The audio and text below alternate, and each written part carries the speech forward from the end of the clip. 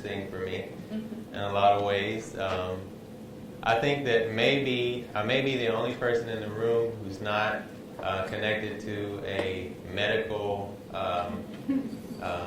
format or some sort of nursing format. So it's been interesting just to sit and listen to all the conversations that have been going. I've actually wanted to say things a couple times, but I just didn't. I didn't say anything.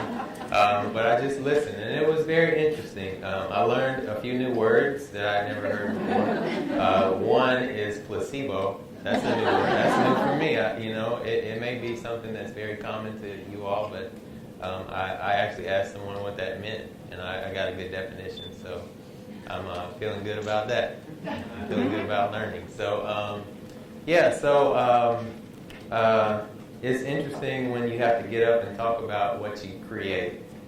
Because most of the time, I'm used to just kind of making the work and putting it out there and leaving it for the interpretation of whoever walks up to it and looks at it.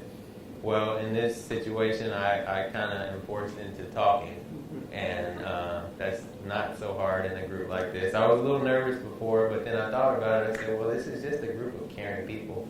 How hard? Yeah,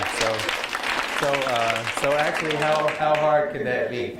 I took a few ideas that were stated. The first thing was I was trying to kind of come up with a theme, because I didn't want to present you with something that was so abstract that you would have to really get into interpreting every little aspect. I wanted to think of it in terms of, if I was not actually here to describe it to you, what would you come up with? So I had a couple of thoughts about how I would do this. The first one was very artistic, where I would just bring the painting down and walk out of the room and stay out of the room for about 10 minutes and then come back in and then ask questions, to see what you interpret it as, because I'm here today with my painting, but when you see the painting again, for those of you who are going to be around, I will not be around, and the painting may look slightly different because I'm going to take it and rework it and tweak it a little bit. But the tree, it represents a sort of a base, a sort of safe place. And that's where that kind of came to me, just kind of listening to, it started out with Ray Barfield when he was talking about being in the hospital and, being the doctor, and everyone in the beginning, where I was thinking, the doctor is the person that everybody's looking at for, healing the patients. Well, I never really thought about that, that the fact it's not only the doctors, it's the nurses, and even the janitors and custodians and people that do the dirty, messy work, that help in the process of healing. So that kind of got me thinking about, well, how can I justify using this tree? And that kind of is where I got the inspiration, was that conversation that you had.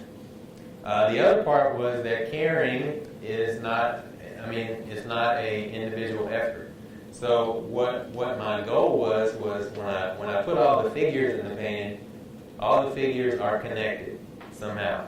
Whether it's by hand or they're all touching the tree, they're all connected. And the tree is actually what's keeping them safe. So if they were not connected to each other and the tree, they may get blown away in the weather or in the environment. So their connection keeps them tied together. And as they get higher up the tree, they become more relaxed because things are easier, and it's almost kind of like the healing happens as they go up the tree. So that's kind of my concept that I came up with for the thing.